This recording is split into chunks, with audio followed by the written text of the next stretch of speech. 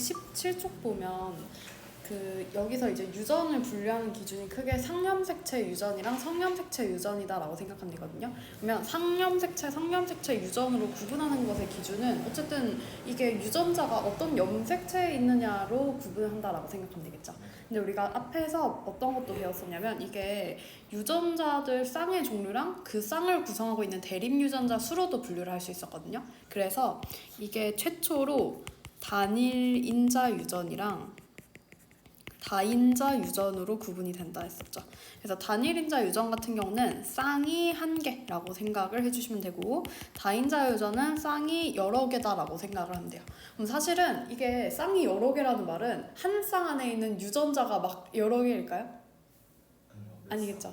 그쵸. 그래서 대부분 얘들 같은 경우는 다인자 유전은 나중에 배울 건데 쌍이 여러 개이기 때문에 각 쌍을 구성하고 있는 유전자 개수는 2개이다라고 생각을 하면 돼요.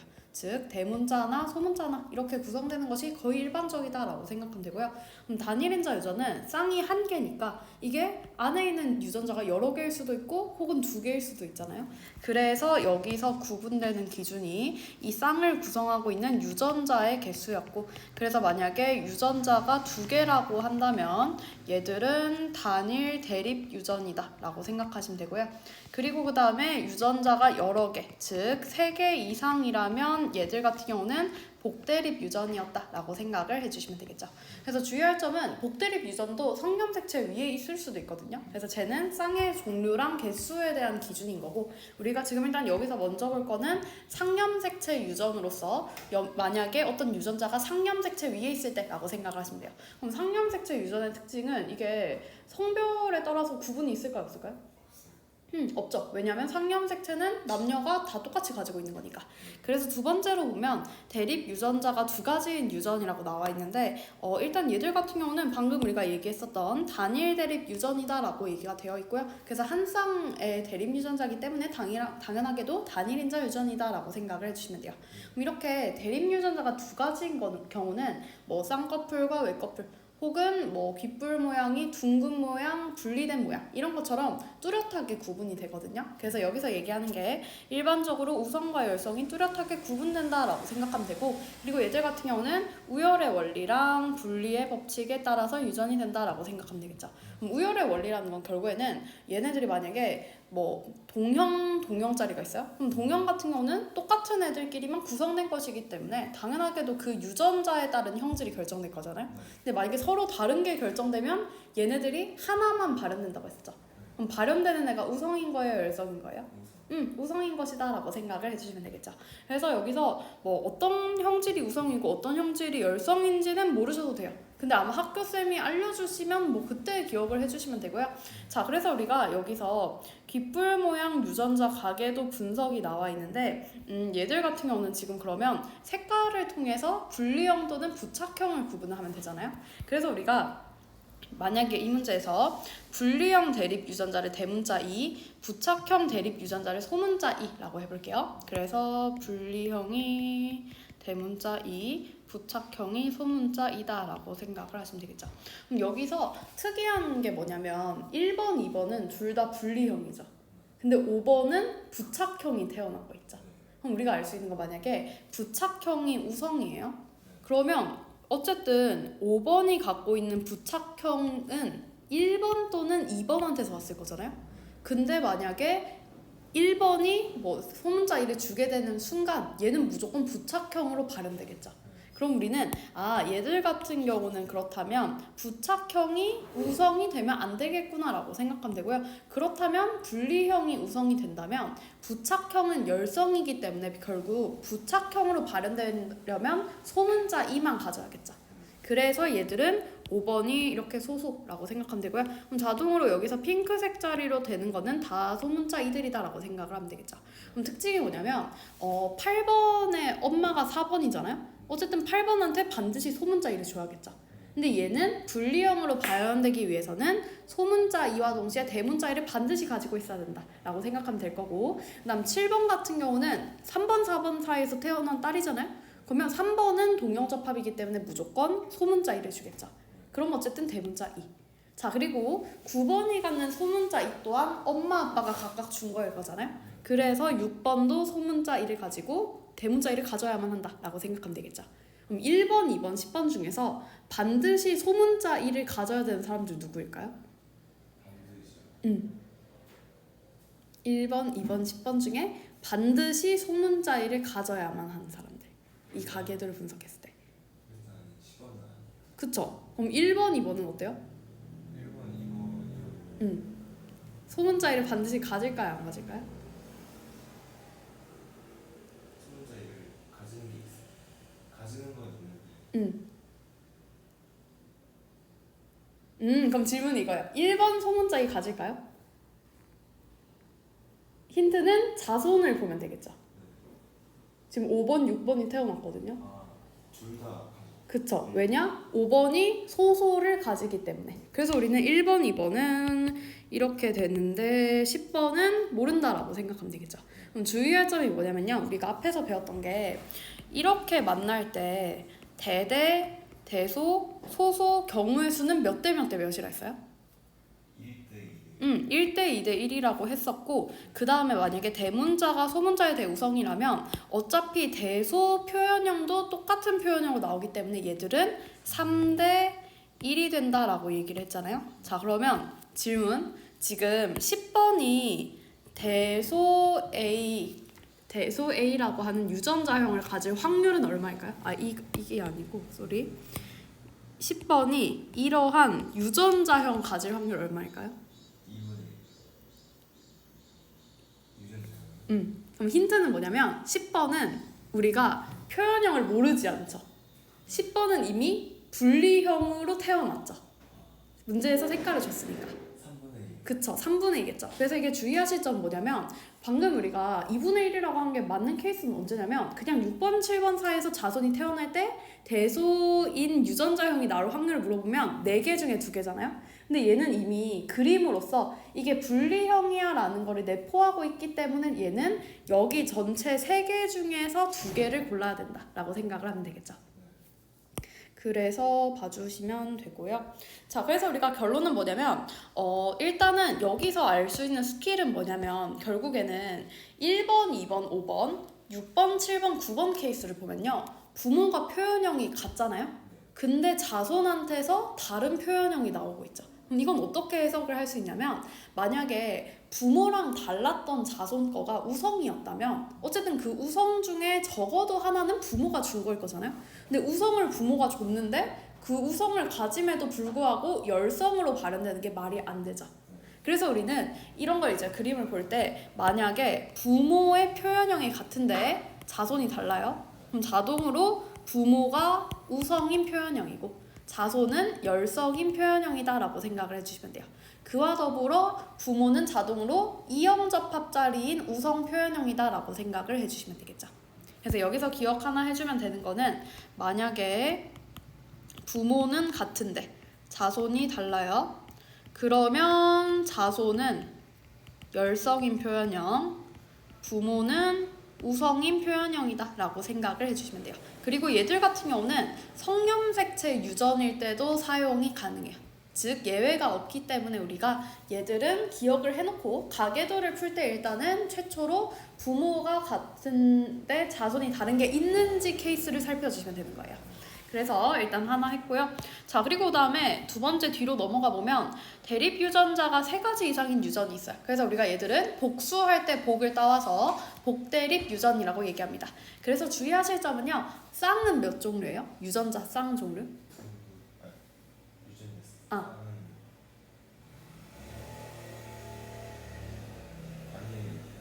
단일 인자 유전이죠. 복대립 유전은 단일 인자 유전에 속해요. 그러면 쌍이 몇 개일까요?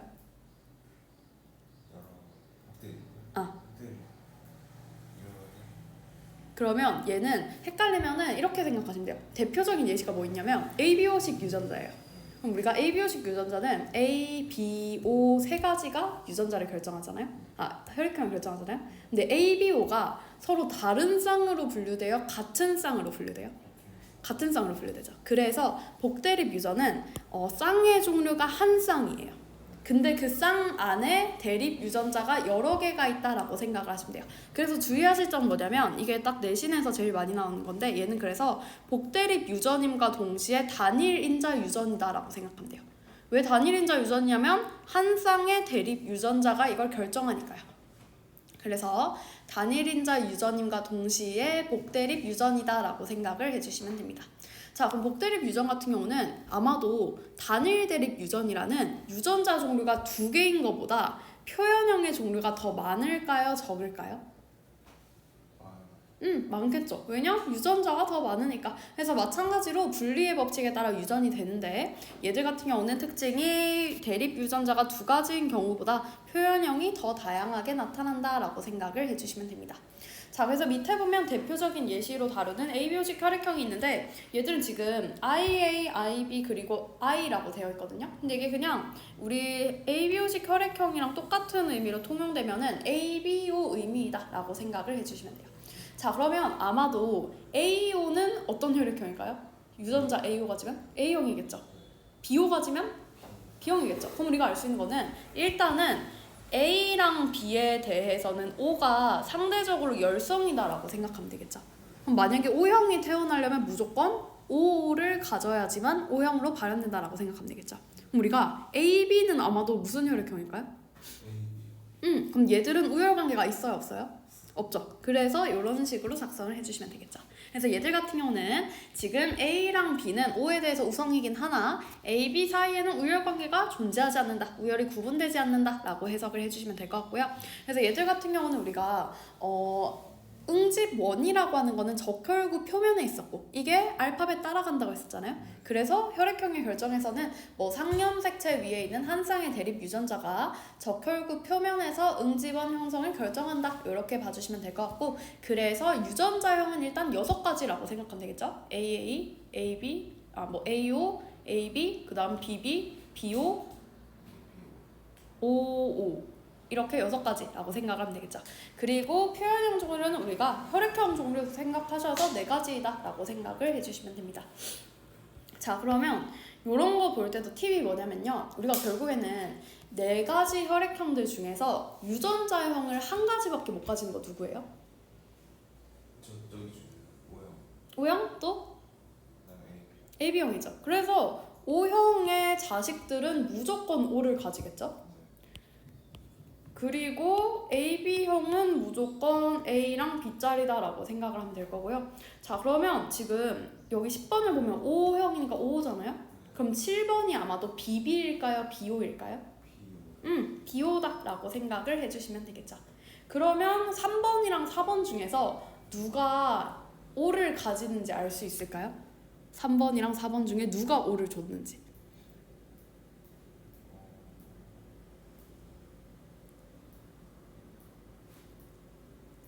7번한테 누가 O를 줬을까요?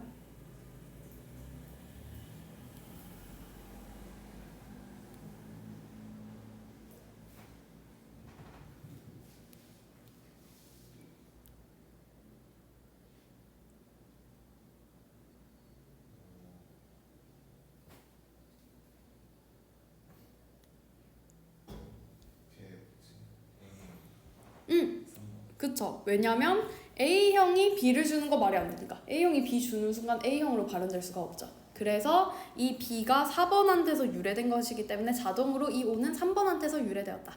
그러면 3번 같은 경우는 무조건 AO겠죠. 4번은 모르겠죠. BB인지 BO인지 모르겠죠. 그럼 얘는 BB랑 BO 중 하나이다. 뭐 이 정도로 생각을 해주시면 되겠죠. 자, 이렇게 하면은 우리가 ABO식 혈액형 유전자 분석을 할 때는 결론적으로 유전자형이 종류가 하나밖에 없는 애들을 먼저 해주시면 쉽고요. 그리고 여기서 하나만 더 보면요. 여기 별표 치고 하나만 써줄게요. 우리가 보인자라는 개념이 존재하거든요. 그럼 보인자 같은 경우는 정의가 뭐냐면 열성인 유전자를 가지는데 그와 동시에 우성인 유전자도 가지는 거예요.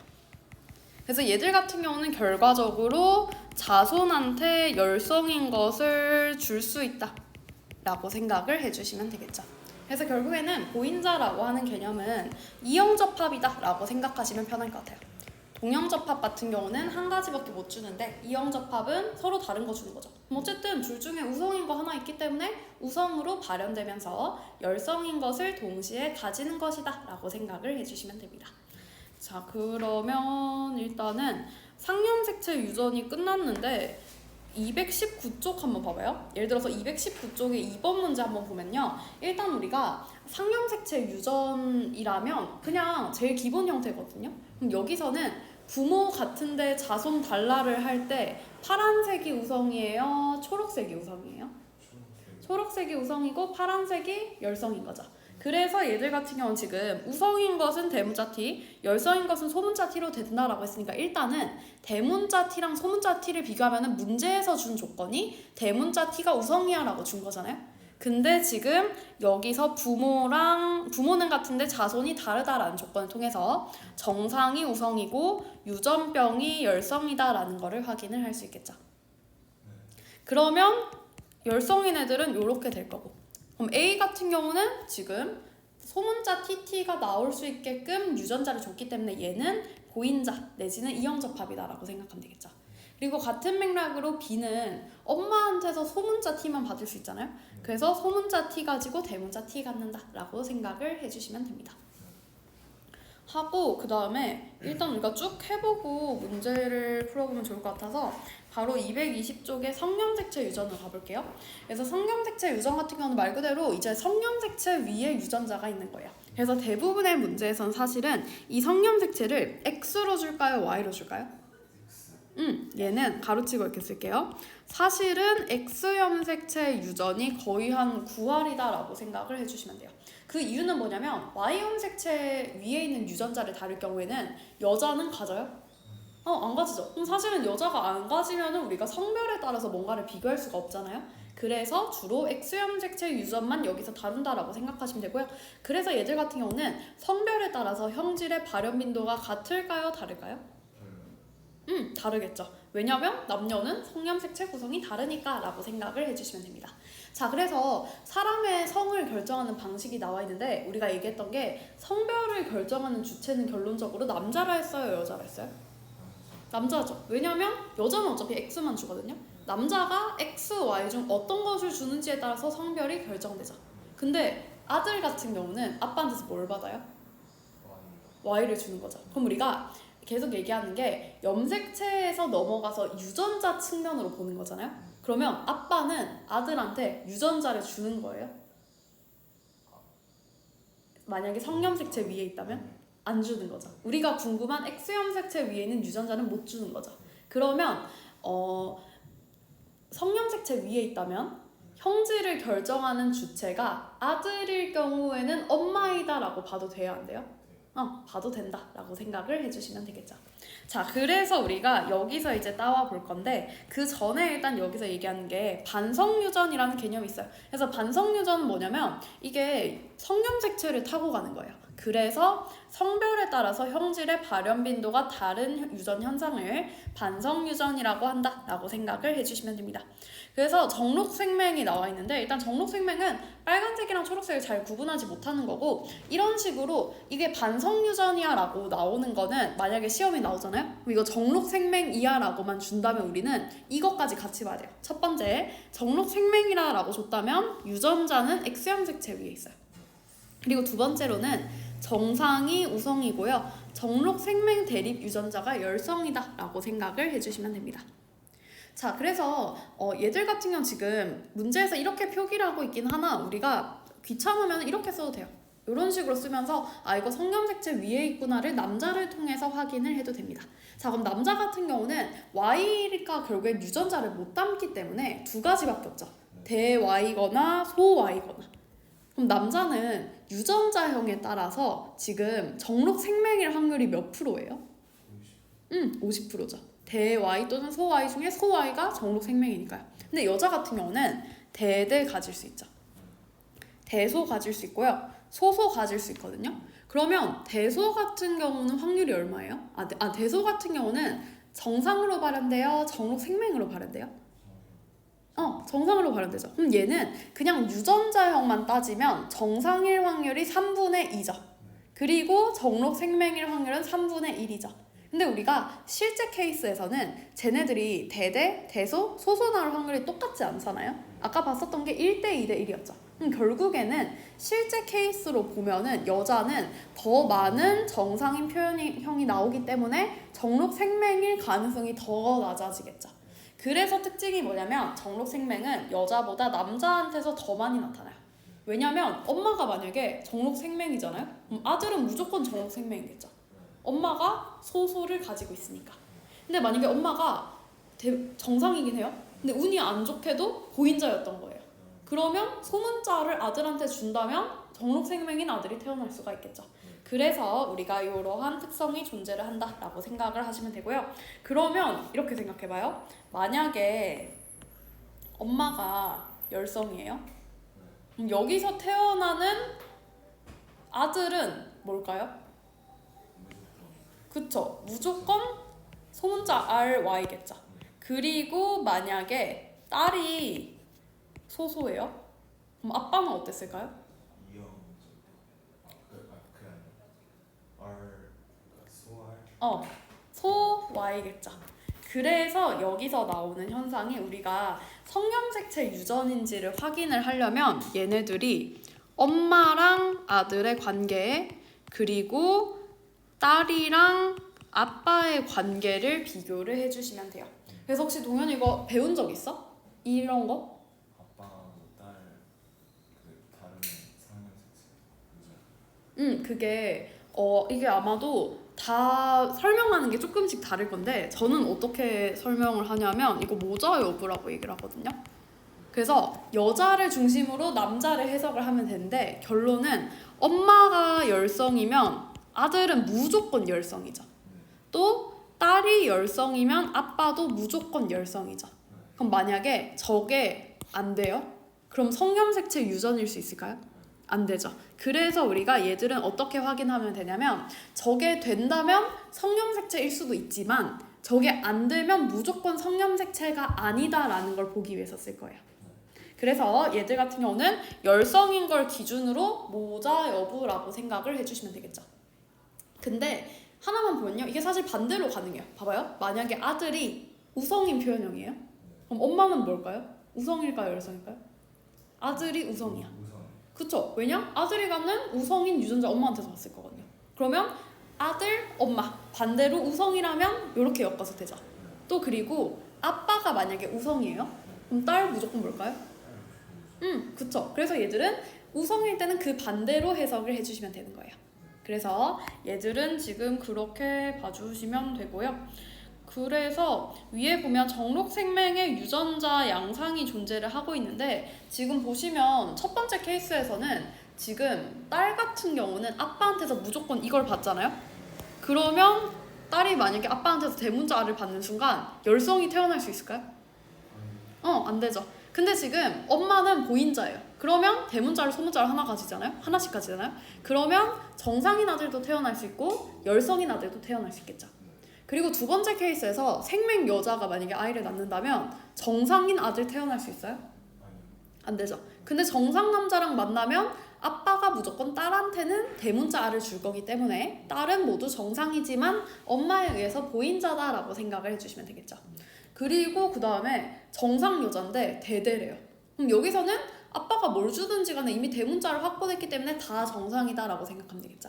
자, 마지막으로 보인자 여자랑 생맹 남자랑 만나요. 그럼 얘들 같은 경우는 아들은 1대1로 정상 또는 생맹이겠죠. 딸은 마찬가지로 1대1만큼으로 정상 또는 생맹일 텐데 아빠가 소문자를 주는 거 기준으로 엄마가 뭘 주는지에 따라서 결정이 된다라고 생각을 하면 되겠죠. 그러면 이게 끝이거든요. 그럼 봐봐요. 이게 어떤 식으로 써먹으면 되냐면 일단 얘는 정록생맹 유전 가계도에 대한 설명이다라고 줬거든요. 그럼 우리가 알 수 있는 거는 정록생맹은 우성이 정상이고 생맹이 그쵸 열성이다라고 생각하면 되겠죠. 이거 모자이고 맞는지 한번 볼게요. 그러면 정록생맹이 열성이잖아요. 그럼 우리는 생맹인 여자들 찾으면 되겠죠. 그럼 8번밖에 없잖아요. 8번 보시면 모, 자, 8, 15 가능하죠. 그래서 얘는 어쨌든 이게 맞다 이 정도로 해석을 해주시면 되는 거겠죠. 그래서 요거 말고도 또 정록생맹 유전인 게 뭐가 있냐면 혈우병이 있거든요. 혈우병 특징이 뭐냐면 응고에 관여하는 단백질인 혈소판을 만드는 거에 유전자 이상이 있어서 잘 응고가 되지 않는 질병이에요. 그래서 이게 뭐 중세 옛날에 유럽에서 유행했던 질병이고 마찬가지로 X형 색채 위에 있습니다. 그래서 얘들도 마찬가지로 병을 가지는 것이 열성이다라고 생각하면 돼요. 그러면 남녀의 차이가 있겠죠. 그리고 혈우병 환자들은 대부분 남자이다라고 생각을 하시면 돼요. 그 이유는 우리가 아까 봤었던 거랑 똑같고 거기다가 여자는 만약에 혈우병으로 태어나려면 소소여야 되잖아요. 근데 이게 태어나지 못해요. 소문자 알이 있는 경우에는. 그래서 아예 태어나기 전에 죽는 경우가 많아서 남자 혈우병 환자들이 대부분이다. 이 정도로 이해해 주시면 될 것 같아요. 하고 그 다음에 얘는 그냥 봐주시면 될 것 같고 다인자 유전을 하기 전에 잠깐만요. 동현이 225쪽 한번 볼까요?